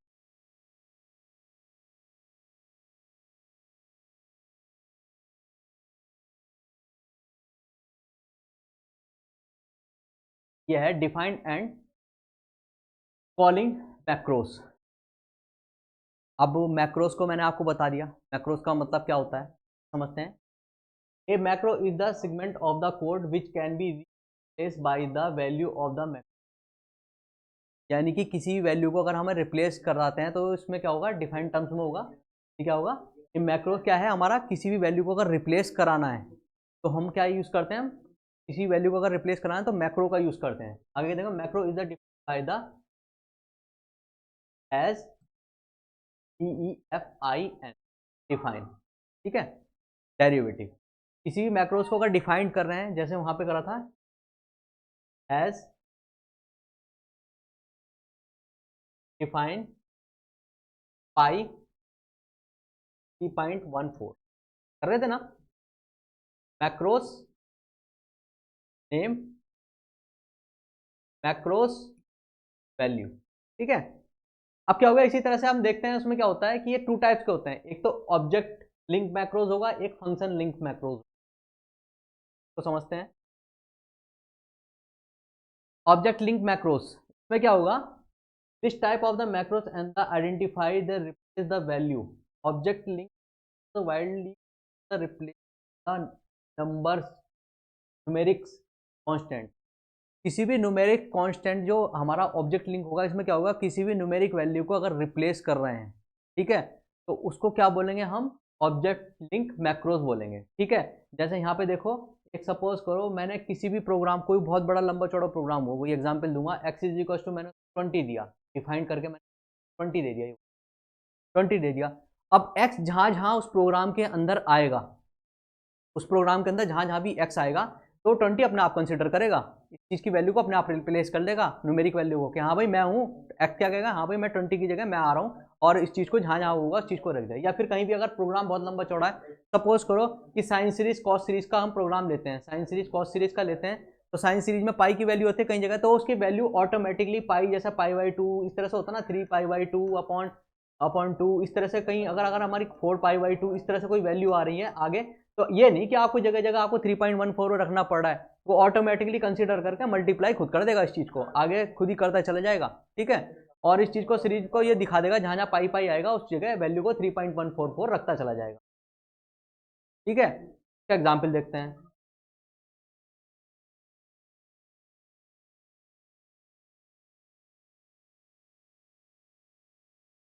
ये देखते हैं, आगे दे रखा है इसने, क्या दे रखा, if the value are required to the if for the program macro, अगर प्रोग्राम में कोई वैल्यू बार बार रिपीट हो रही है उस वैल्यू को अगर यूज़ करना चाह रहे हैं, तो क्या होगा, उस चीज़ को अगर हम यूज़ करना चाह रहे हैं, इस लाइन को मैंने आपको समझाने के लिए लिख दिया था, है नहीं, आप केवल इसको यहाँ तक लिख, कोई वैल्यू अगर बार बार रिपीट हो रही है उस वैल्यू को अगर रखना चाहे तो हम ऑब्जेक्ट उसके थ्रू हम रख सकते हैं। इसमें क्या होगा, जैसे हम यहाँ लेंगे, यहाँ हमने कोई डेट दिया, ठीक है ना, ये क्या है, represent the current of the date, किसी भी इसका डेट को करंट को दिखाएगा, टाइम को दिखाएगा, ठीक है ना, किसी भी टाइम को करंट को दिखाएगा, फाइल को दिखाएगा, फाइल करंट, इसमें नेम क्या है आपका, जो भी फाइल का नेम होगा, लिंक में क्या हो गया, जो भी उसका लिंक रहेगा उस चीज़ को दिखाएगा, ठीक है। अगर इसमें प्रिंट करके आप देखो, ऊपर मैंने एक इंटीजर डाला, इंटीजर के बाद एक मैंने मैक्रो फंक्शन के अंदर क्या कर रहा हूँ मैं, प्रिंट कर रहा हूँ, प्रिंट क्या कर रहा हूँ मैं, फाइल कर रहा हूँ, इसमें फाइल का जो भी नेम होगा उस नेम को इसको डिनोट करके दिखा देगा, ठीक है। सेकंड में क्या हो गया आपका, देखो फाइल नेम क्या होगा, कुछ भी हो गया, सिंपल सी प्रोग्रामिंग फाइल है तो उसका नाम दे देगा। डेट है, जैसे डेट को दिखाएगा, तो जैसे आज की डेट है, आज की उसमें डेट दिखा देगा, करंट डेट कौन सी है, देखो दिखा रहा ना प्रिंट, और इसके बाद क्या रहा है, डेट दिखा रहा है परसेंटाइल ऑफ डेट, यानी कि जो करंट आज की डेट होगी उस चीज़ को दिखा देगा। यहाँ आपने साफ साफ दिख भी रहा है, इसको represent the current date in the, इस फॉर्मेट में दिखाएगा, इसको इस फॉर्मेट में दिखा देगा, मंथ वाले में, ठीक है, ये मंथ यहाँ पे 2 आ गया, में डेट में दिखा देगा, ईयर में दिखा देगा, तो ये फॉर्मेट दिखा रहा है ना, मंथ आ गया, इसके बाद डेट आ गया, डेट के बाद क्या है इसमें ये दिखा रहा है, टाइमिंग में आपको दिखा देगा, टाइम आपका जो भी करंट टाइम रहेगा उस चीज़ को दिखा देगा, लिंक दिखा देगा कितना है, व्यू कोड जो भी होगा उस चीज़ को दिखा देगा, ठीक है। तो इसमें ऑब्जेक्ट उसमें आता है। नेक्स्ट वाले पे चलते हैं। ये फंक्शन में क्या होता है, इसमें जो भी अगर आपका फंक्शन में आपने सपोज करो कोई लॉजिक लगाया है ना, ये एक सिंपल भाषा में देखता होता, फंक्शन लिंक मैक्रोज में क्या होगा, कोई भी जैसे आपने किसी भी प्रोग्रामिंग के अंदर क्या करा, मैं क्या कर रहा हूँ, कोई भी लॉजिक दे रहा हूँ, ये मैंने कोई लॉजिक दिया, ठीक है ना, क्या दे रखा है, function macro are link to the function call, किसी भी फंक्शन को कॉल करना का, ये मैंने भी मैं बता चुका हूँ फंक्शन कॉल किस तरह से होता है, ठीक है। पिछली वाली वीडियो में सब दे रखा है, आपको बता रखा है फंक्शन कॉल किस तरह से होगा, क्या होगा, आपको एक बार चेक करना पड़ेगा, ठीक है, उस वीडियो को आप चेक कर लेना, चेक करके आपको पता लग जाएगा कि फंक्शन कॉलिंग कैसी चलती है। तो फंक्शन कॉल में जैसे कोई भी मैंने कोई लॉजिक लगाया किसी भी, अब लॉजिक में क्या है, लॉजिक को कॉल करा रहे हैं, लॉजिक का जैसे एक एग्जांपल के लिए डिफाइन कर दिया, मैं नंबर दिखा रहा है और मैं एक्स इक्वल टू सपोज करो क्या, और वाई इक्वल टू मैंने 3 दिया, ठीक है। ऐसे करके मुझे कई सारी कंडीशन चेक करनी। अब ये तो है नहीं कि मैं बार बार उस लॉजिक को, मतलब लॉजिक लिखूंगा बार बार उस चीज़ को करूंगा, तो उससे क्या होगा, मुझे फंक्शन लिंक को यूज़ करूंगा। मतलब क्या हुआ, एक बार मैंने लिख दिया, लिखने के बाद क्या हुआ, वो नंबर को दिखा देगा जो ग्रेटर लेस देन होगा, ठीक है ना। उसी फंक्शन को क्या होगा, वो बार बार दिखाता है। जैसे एक्स इसमें वैल्यू होती है, दिखा देगा कौन सा बड़ा है कौन सा छोटा है, यहाँ पे रिजल्ट दिखा देगा कि कौन सा, यहाँ पे अगर ये दिखा एक्स क्या है हमारा, छोटा है किससे, वाई से छोटा है, तो इस चीज़ को क्या क्या प्रेजेंट दिखा देगा, इसकी वैल्यू दिखा देगा। वाई की वैल्यू क्या होगी, ग्रेटर देन। सपोज करो एक एग्जाम्पल लॉ लेते हैं, 3 यहाँ होगा और यहाँ पे वाई इक्वल टू 2 होगा, तो इस कंडीशन में क्या होगा, इसे एक्स को दिखा देगा, हाँ भाई मैं बड़ा हूँ, है ना। तो ये क्या होता है आपका फंक्शन लिंक मैक्रोज में, यानी कि यहाँ पे क्या किसी लॉजिक के अनुसार चल रहा है, वहाँ पे क्या चल रहे थे हम, किसी चीज़ को मतलब कि एक पर्टिकुलर कोई वैल्यू दे रहे हैं, जैसे पाई की वैल्यू दी थी मैक्रोज के अंदर, उस चीज़ को डिफाइन कर रहे हैं, है ना। तो मेजर डिफरेंट आपको समझ में आ गया, एक तो वैल्यू को दिखा रहा है, एक पर्टिकुलर किसी वैल्यू को दिखा रहा है, और एक के दिखा रहा है हमारे किसी लॉजिक को दिखा रहा है ना। तो लॉजिक कुछ भी हो सकता है, तो लॉजिक में एक को लॉजिक में दिखा दिया, एक को वैल्यू में दिखा दिया, तो दोनों का हमारा डिफरेंस क्लियर हो चुका। अब नेक्स्ट चलते हैं, यहाँ पे चलते हैं हम इसका कमांड लाइन आर्ग्यूमेंट। अब आर्ग्यूमेंट में होता क्या है, जो हमारा सी के अंदर जो फंक्शन जो मोस्टली है वो क्या है, हमारा मेन फंक्शन है। आपने देखा होगा कोई भी सी का प्रोग्रामिंग हम लिखते हैं तो मेन आता है उसमें, पहले मेन करते हैं। क्या है, the most of the important function of the C language function is main function, is the mostly defined to the return type of the integer without any parameter. अब क्या होता है, पैरामीटर में मुझे क्या करना है, कोई वैल्यू पास करानी है, तो कोई भी इसमें क्या कहना है, कोई भी आर्ग्यूमेंट अगर पास कराना है तो कमांड आर्ग्यूमेंट का इसमें यूज, ठीक है। देखो आगे क्या लिखा, it is the value of the given after the name of the programming to command line is an operating system. Operating system में क्या होगा, जैसे कोई हमारा प्रोग्राम है, तो वो हमें क्या करना आना ना, या डॉस है या फिर हमारा सी के अंदर किसी भी ऑपरेटिंग उसके अंदर हमारे प्रोग्रामिंग के अंदर कोई प्रोग्राम सेट हुआ है, आप यूनिक्स देखते होंगे, लाइनक्स यूनिक्स के अंदर उसमें क्या है, कोई भी प्रोग्राम है उसे क्या रन कराना है, तो हमारा कमांड बहुत इंपॉर्टेंट रोल है। अब इसमें आगे देखते हैं क्या है, argument are the handling by the main function. कोई भी आर्गुमेंट अगर हम पास करा रहे हैं, अब सपोज करो ऐड का प्रोग्राम है, क्या है प्रोग्राम को क्या है, इसका प्रोग्राम का नेम भी रखेगा, नेम के साथ साथ क्या रहेगा, जो वेरिएबल करेगा, ठीक है। अब क्या है, argument are the handling function in the C programming. क्या होगा, ये जो हैंडलिंग करेगा आर्गुमेंट किससे हेल्प करेगा, with the help of the main function से करेगा, है ना। अब इस तरह से हम देखते हैं इसमें क्या होता है, ये हमारे जो मोस्टली हैं 2 टाइप्स आर्गुमेंट है इसमें। कौन से हैं, 2 टाइप आर्गुमेंट है। नंबर फर्स्ट कौन सा है, number of the common line argument, and the second कौन सा है इसमें, list of the common command line argument,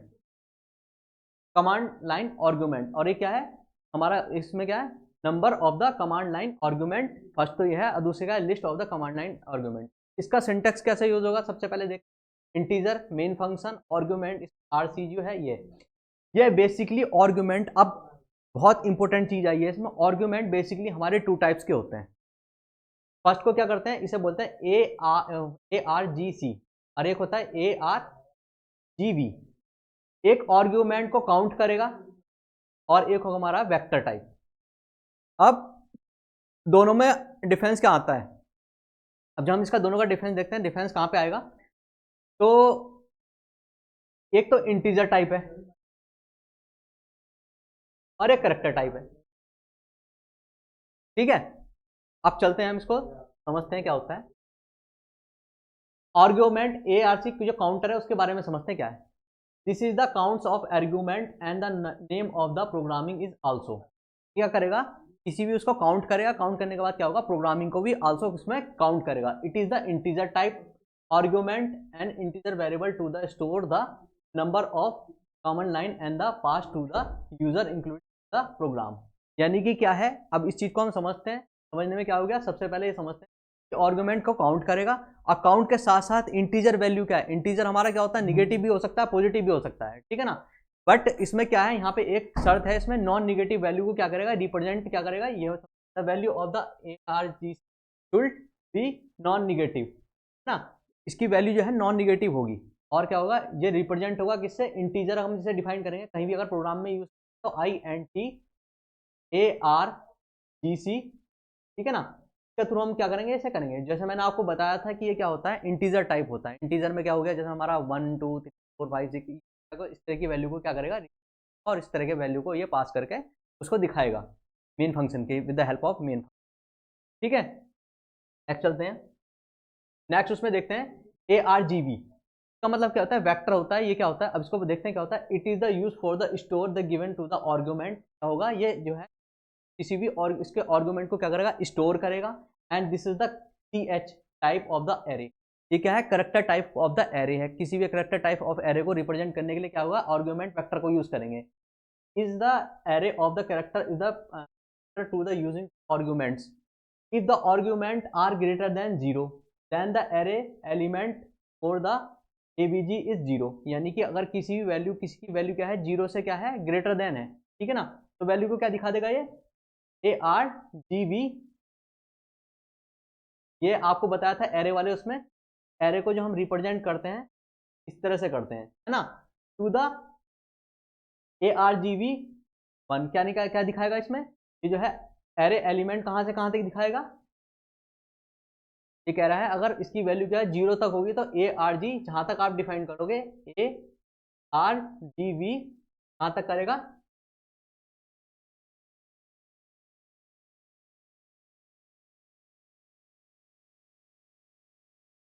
अगर इसकी वैल्यू क्या है, 0 से बड़ी होगी तो ARGB की जो रेंज दिखाएगा कहां से, टू ARGB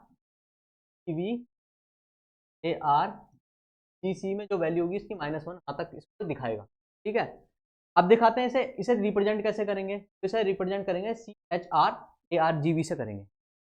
तो एग्जाम्पल से ये इसका एग्जाम्पल है, देखिएगा इसे डिफाइन करने का जो तरीका है वो क्या है, इंटीजर मेन, और ये किस चीज़ के लिए कर रहे हैं, हमारे काउंटर के लिए, क्योंकि इंटीजर टाइप है तो इंटीजर टाइप के लिए हम क्या बताया था मैंने, आप काउंटर यूज करेंगे।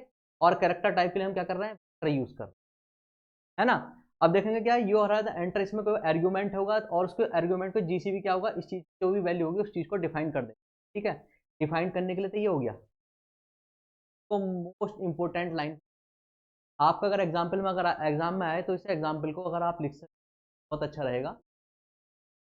तो बाकी सब तो ये लूप वूप है, ये आपको पता ही है इस चीज़ का। जो मेन मोस्टली जो आपको समझाना था वो ये था, प्रोग्राम में इंटीजर मेन, इंटीजर ARGC और कैरेक्टर ARGB से हम इसको डिनोट करेंगे, ठीक है। अब इसे समझते हैं इसके प्रॉपर्टी कौन कौन सी होती है। पहली प्रॉपर्टी देखते हैं, they are pass to the main function. पहली प्रॉपर्टी तो ये हो गई कि ये मेन फंक्शन में पास होने, मेन फंक्शन के साथ ही पास होकर फंक्शन को दिखाएगा, ठीक है ना। क्या दे रखा, they are the pass to the main function, किसी मेन फंक्शन के अंदर पास होके ये आर्गुमेंट की वैल्यू को दिखाएगा। They are permission argument submit to the programming while the invoking, they are use to the control programming for outside in the hard code on the visually इसमें, ठीक है ना। सेकंड में क्या है, ARGB नल पॉइंटर, ठीक है। Pointer के बारे में बताया था, नल पॉइंटर क्या होता है उसमें आपको पता ही होगा। ARGB 0 hold to the name of the program, ठीक है। किसी प्रोग्राम को अगर होल्ड करेगा तो इसकी वैल्यू क्या रहेगी, 0 रहेगी, ठीक है ना। ARGB अगर 1 होगा तो pointer to the first command to the line of argument, है ना। और ARGB कैसे डिफाइंड होगा, अगर AR पॉइंटर, तो यहाँ पे ये हमारा टॉपिक ख़त्म होता है और आज आपका सिलेबस का एंड हो चुका है। मे बी आपको हमारा जो फीडबैक होगा वो अच्छा लगा होगा, और आप लाइक और सब्सक्राइब कीजिएगा, कि आप लोग लाइक सब्सक्राइब और शेयर करेंगे, यही हमारी गुरु दक्षिणा है आपसे। Thank you.